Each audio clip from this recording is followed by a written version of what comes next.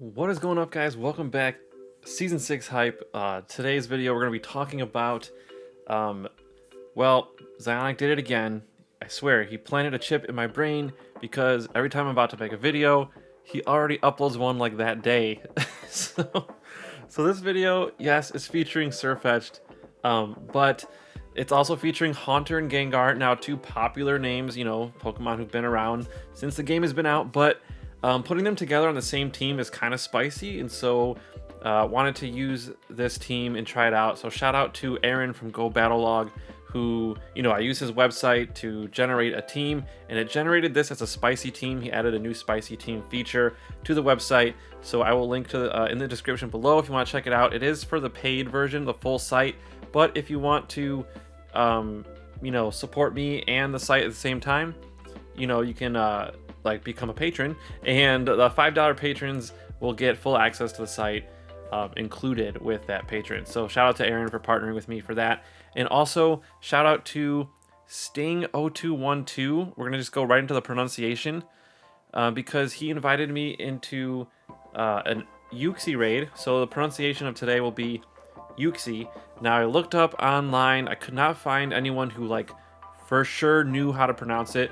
Couldn't find any videos on YouTube about it, and so I resorted to the book, and it pronounced it Uxie, and someone did have a cool explanation on a forum that made me think it was pronounced Uxie. So yeah, so shout out again to Sting02, I think, yeah, 0212, for inviting me to that raid because it was my second one. The first one ran, and then the second one I was trying to swipe up to do a screen recording, and I threw a straight ball, almost missed, but I hit the top of its head and somehow caught it, of course, on the first go. So I couldn't get the screen recording and me catching it, but it was a 98%, 15, 15, 14. So thanks again for that. I needed that. That's my only Uxie now that I have. And I'm still doing my boycott, so I'm on 31 days now. So I don't have a lot of raid passes, so I can't do many raids. So anyways, let's just talk about this team. It is SIRFETCH'D in the lead with, and I'm using Leaf Blade and Night Slash for the charge moves. I did run close combat for a couple battles, but I didn't think it was going to do me much good, and so I wanted the Night Slash for more for like Marowak coverage, because Marowak still is a popular Pokemon, Alolan Marowak. So we have Haunter and Gengar as our back line, so the main goal for this team is to protect that back line. So if I see something in the lead that can hurt my back line, I need to try to use SIRFETCH'D to beat it, or maybe lure out like the counter with a Haunter, maybe, for example, and then try to beat it with my SIRFETCH'D so that I can clean up with Gengar at the end. So it's kind of like the strategy behind this team. And so anyways, let's just get into it. I did 2 sets, so I'm going to shoutcast the best one. So let's just get into game 1. All right, going into the first game against Ricky P, and we actually run into a SIRFETCH'D mirror match. And so this is the situation where I was trying to throw, I got an extra quick move there. If you saw that, I was trying to make sure they threw first, and I was able to successfully get an extra quick move. So I'm actually 1 quick move ahead, but then they get an extra quick move in right there. You saw that little smack in my face. So we actually ended up tying there, but they don't shield, which is fine because that means we have switch advantage, and I'm fine with that. So, and I have Night Slash because I changed it from close combat, so that was a good move for us because we're able to throw a better move at the Marowak, which would have resisted a fighting move. So, okay, so we come in with Haunter, and we lag already. So we had a lot of lag.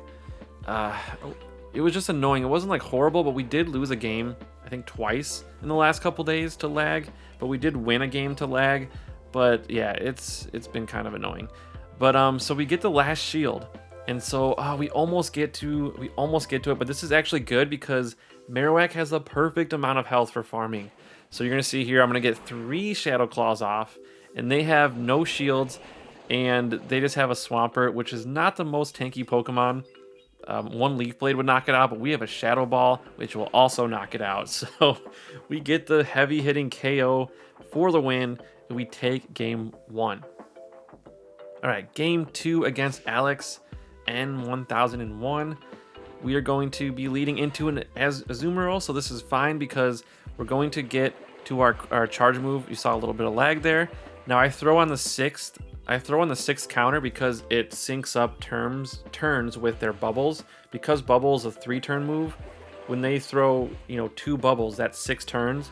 When I throw 3 counters, that's also 6 turns. So I kind of go in increments of 3 with my quick moves.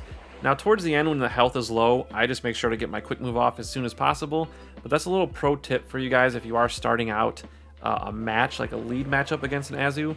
Don't throw right away when you charge it up on your 5th one. Go to 6, because that'll make sure they don't get any extra energy, any extra bubbles in against you, and it works out in your favor over the long run. Anyways, so yeah, pro tip for you right there. So don't say you didn't learn anything from this video. But anyways, let's go into this secondary matchup against the Stunfisk. And then we have, let's see, Shadow Punch, and we get the shield. So we get the last shield. This is very good for us. I can let this thing go. Let it knock me out. Come back in with Haunter. And actually, I think we're in a kind of a bad situation here, but we do have a shield. But that Stunfisk is going to get to a lot of rock slides in a short amount of time. So our only hope to win this match is if we can knock him out right here. And we do knock him out, but we still have to go against 2 more Pokemon. We only have half health and a shield. And oh, they make a huge mistake. They throw in their Azu trying to catch a charge move, and I just farm up to the Sludge Bomb. I totally forgot about that.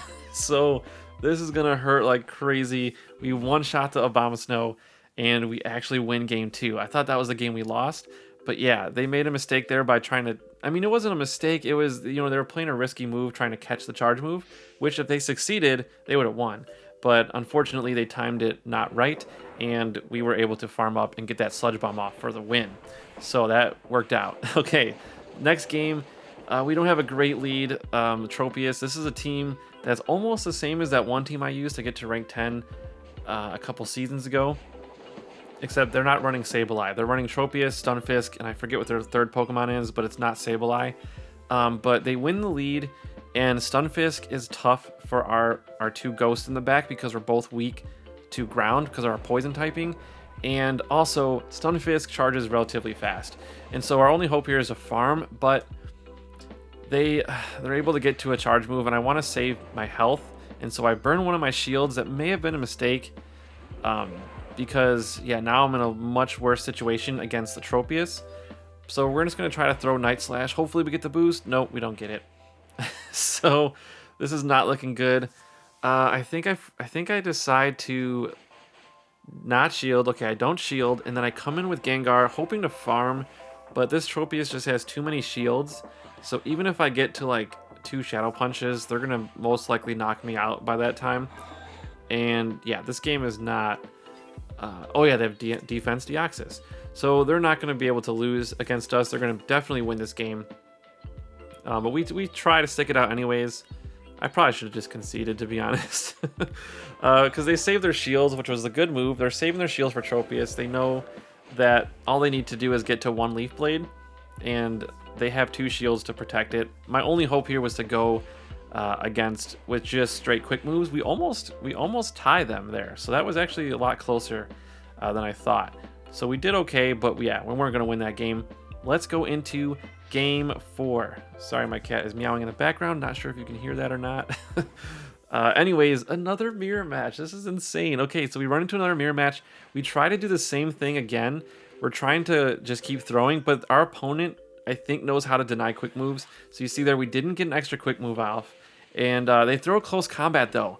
And that was nice because we were able to farm them down and then throw 2 Night Slashes at the Skarmory. So we win switch advantage. We have a lot of energy going into the second matchup. So that worked out pretty well for us. I think they could have just thrown a Leaf Blade and they would have been fine. But the close combat worked out in our favor. So we actually switch out. So here we switched out, and the reason we switched out was because basically, if I give up switch advantage, I have 2 of the same Pokemon in theory, like Haunter, Gengar, pretty much the same. So it doesn't really matter which one I switch into. I just don't want them to farm me. And because Haunter and Gengar are so glassy anyways, I really cannot run into a Pokemon with energy. And that's why I gave up switch advantage. Even though I won the lead matchup, I gave it up because I didn't want that Skarmory to farm, because it could have totally destroyed my back line if that happened. So anyways, you see that I switch out there. I actually have a Leaf Blade banked, And so I come back in with the Sirfetch'd, and that totally helped me here because I'm able to knock out the lantern. And then this is where I was really scared about this sky attack. Because I have a lot of health though, I'm pretty confident I could survive, but we just barely survive and we win that game. All right, so our last game is against MMO Guevara. So let's see. We run into an Azumarill lead again. So again, like I said before, we're gonna do 6 counters. 1, 2, 3, 4, 5, 6. And you see there, they didn't get an extra bubble in, and so I'm able to kind of make sure that I don't lose any energy advantage, you know, to my opponent. And now I'm gonna have to shield this, but I have, you know, almost a leaf blade going, so I'm gonna do 3 if I remember correctly. 1, 2, 3. So again, I threw 3 counters because that's 6 turns and that's only 2 bubbles. And if I had thrown like after 2, you know, they would have got that second bubble in anyways, and so I would have lost that little bit of energy advantage. Hopefully that makes sense. You basically just don't want them to get extra damage and like waste any turns by throwing a quick move too soon. You want to kind of time it to make sure they don't get an extra quick move in. So by timing it with the turn durations, I found that that's been very helpful. Anyways, Toxic Rogue could probably one-shot us with a Mud Bomb, so I shield, and they switch out into a Ferrothorn. This is not good. Okay, we have no shields, I think, if I remember correctly. And they have 2 shields, and they burn one of their shields on the Shadow Punch, so that was very lucky for us. So I throw a Shadow Punch. I think they're expecting a Shadow Ball, so they shield. And we get the second shield. Lucky for us, they didn't know that we have Sludge Bomb. Otherwise, they probably wouldn't have shielded that. But yeah, so they go for the Flash Cannon. And this is not good because I feel like they would have had a Power Whip by now. I don't know what they were doing. They were just over farming, and that was not good for them. I don't know why they did that. And we're actually able to get to a Shadow Punch just in the nick of time, and I was freaking out. I thought we had this game lost. I was almost ready to concede, but when I saw that Ferrothorn burn that second shield, I'm like, okay, maybe we have a shot. And then when they just kept farming, I was like, what's going on? I thought they would have thrown a charge move, but anyways, we'll take it. So we have a 4-1 set there, and so I was very pleased with this team. We went 4-1 twice in a row. Those were the only 2 full sets that we did with it.